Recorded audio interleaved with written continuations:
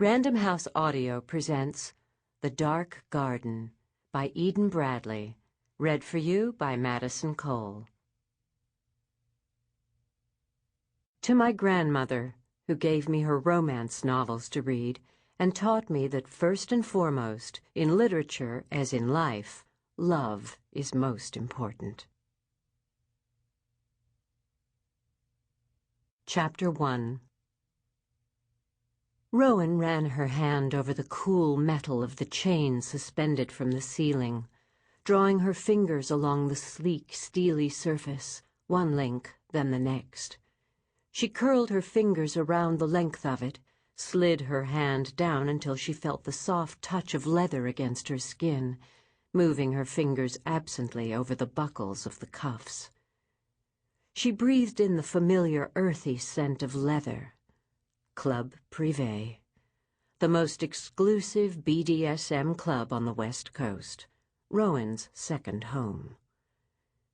She surveyed the space where her friends and acquaintances were preparing for the play party tonight. The room was, as always, womb-like, with its dark red walls and dim purple and amber lights.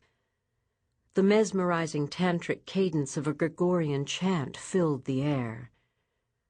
She crossed the expanse of wood floor to find a seat on one of the red velvet couches that edged the play area, nodding quietly to those she knew, careful not to intrude as they cleaned and prepared their equipment and set the mood with their partners. The familiar faint buzz of sensual anticipation that was always present at a play party was heavy in the air, a palpable shared energy that built up as the evening wore on. And, as had happened all too often lately, a surge of disappointment rose up in her at the emptiness inside that this place had once filled so beautifully. When had it all begun to mean so little, when at one time it had been everything to her? She watched as more people filtered into the room and willed herself not to fidget. Why was she even here? She had no intention of playing tonight. She wasn't in the mood. She was far too edgy, and dominating even the most beautiful boys at the club, the most obedient, was no longer satisfying. She'd been like this for months, and nothing seemed to help. Yet, at the same time, her writing, her dark, secret writing, was going better than ever. Words seemed to flow out of her fingertips effortlessly in a tide of language and emotion. It should have been a release, yet she never came out of it feeling sated anymore. The music changed to the familiar trance-like tones that signaled the official beginning of the evening. Submissive men and women were bound to the large wooden crosses, the spanking benches, the racks. They were beautiful, all of them, regardless of their shape or size. She had always thought so. There was beauty in the act of submission itself, something which never failed to amaze her. She had talked about it at the discussion group she ran one Tuesday night each month for those new to the lifestyle.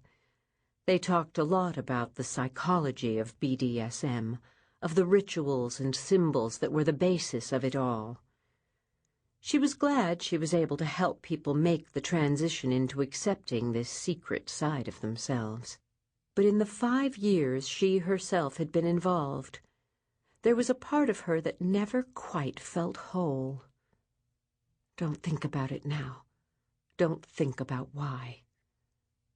One of the male submissives she often played with approached her with a smile of greeting, knelt on the floor before her. He was one of her favorites. Blond, with soft curling hair and a cherubic face, he had a sweet temperament and the stamina of a racehorse. She shook her head, letting him know she wasn't prepared to play. "Are you sure, mistress?"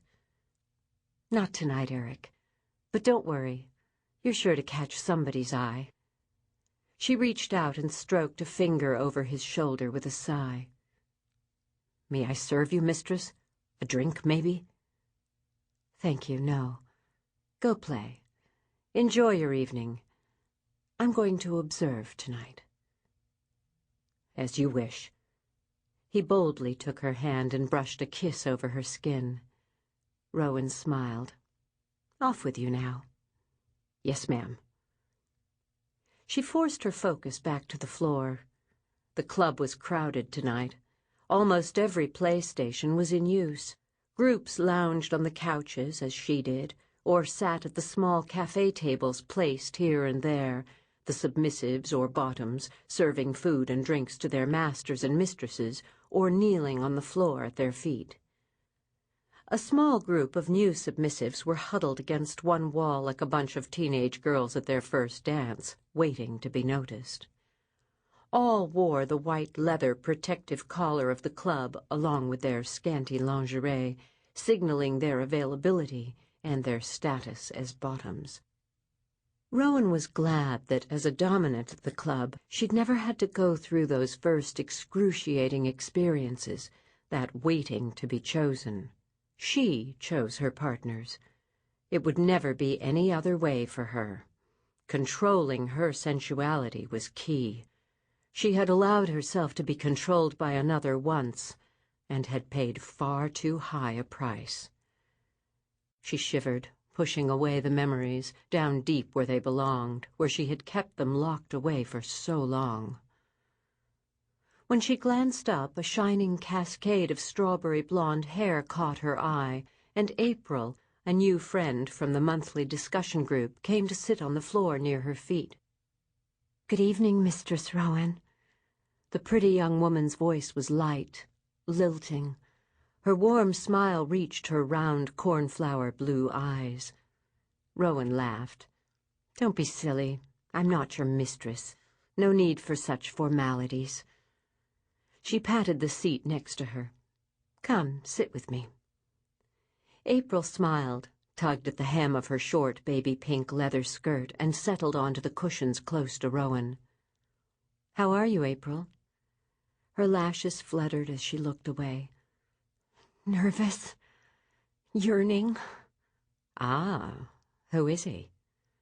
April gestured with her chin toward a large man with close-cut dark hair and a goatee, dressed in the standard dame attire, black jeans, a black T-shirt, a black leather vest.